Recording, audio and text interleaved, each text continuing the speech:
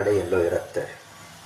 ಅದನ್ನು ಮನೆಯಲ್ಲಿ ಎಕ್ಸ್ಪ್ರೆಸ್ ಮಾಡೋದು ಕಡಿಮೆ ಮಾಡಬೇಕು.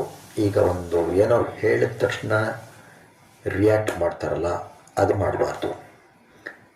ಒಂದು 2 ನಿಮಿಷ 3 ನಿಮಿಷ ಯೋಚನೆ ಮಾಡಬೇಕು. ಅಷ್ಟೊತ್ತರಲ್ಲಿ ನಿಮ್ಮ ಮನಸ್ಸಿನ ವಿಚಾರ ಬದಲಾಗಿರುತ್ತೆ. ಭಯ